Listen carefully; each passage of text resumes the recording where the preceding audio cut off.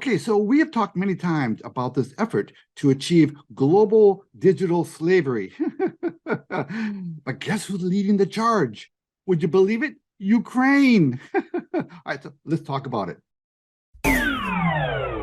Romance for lovers only.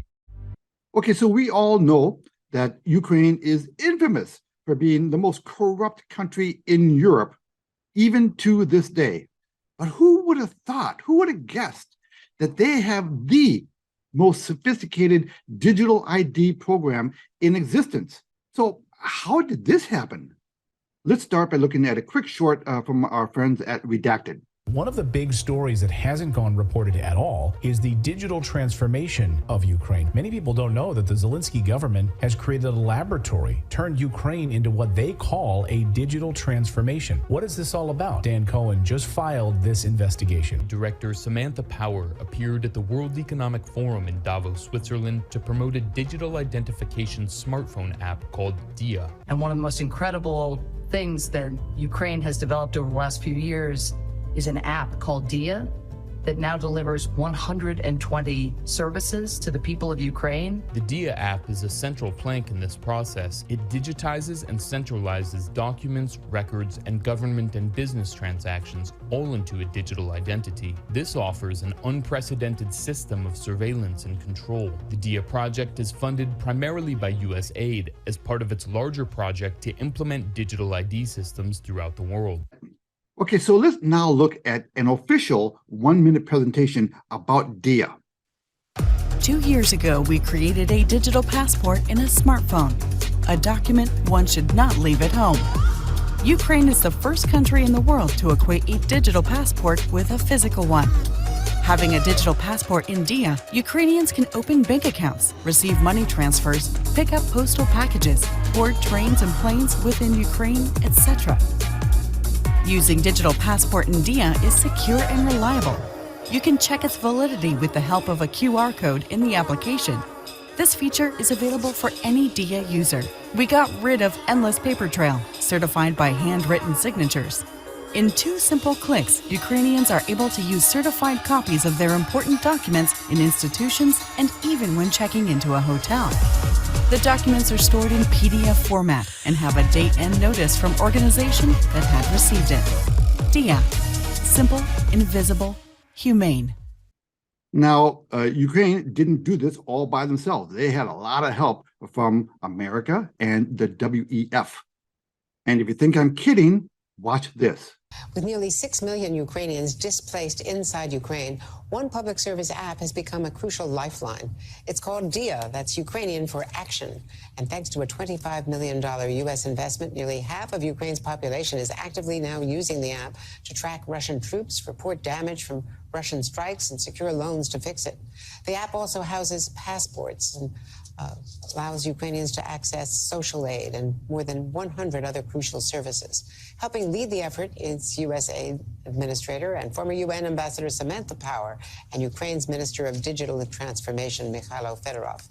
Dia was a gleam in someone's eye just in 2019, and here we are just 4 years later, a massive full-scale invasion later, and you have more than 120 services available to citizens.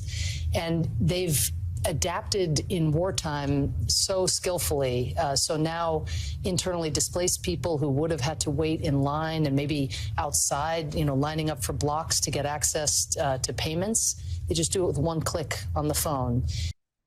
Now watch this little clip from a roundtable at the WEF.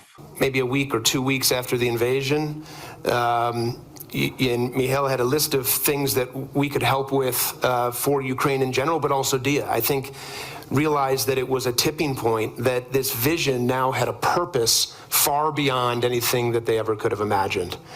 We worked with Mihail and his team and have ever since to see that vision and what you all saw today, which takes, everything that Dia was and turns it into a platform that can do good globally in 200 countries around the world, starting in Europe.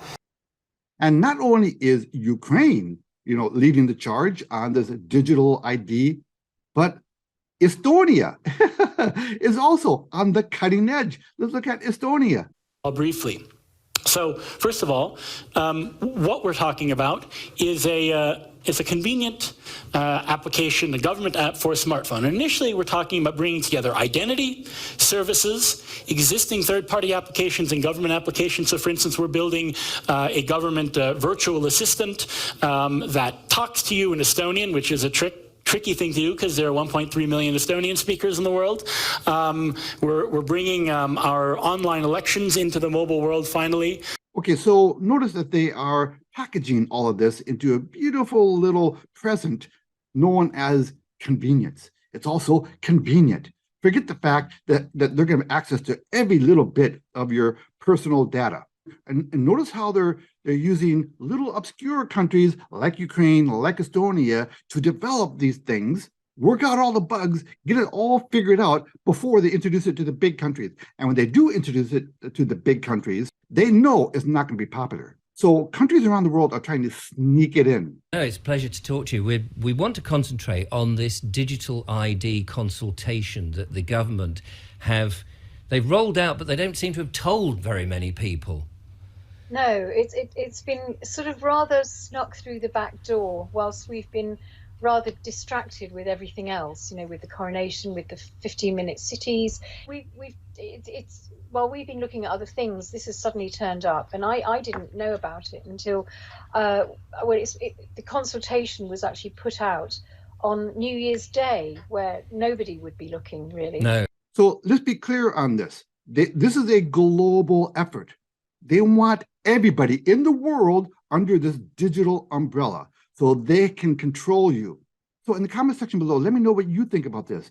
Is this just the next logical advancement in humankind and human civilization? Everything is going to become more convenient and therefore it's a good thing? Or do you think this is an insidious form of control? Okay, so listen, we have to do everything we can to safeguard our personal sovereignty, our personal freedoms. And a few things you can do: reduce your exposure to your bank, put some of your money into gold and silver, and establish streams of passive recurring income. Copy that.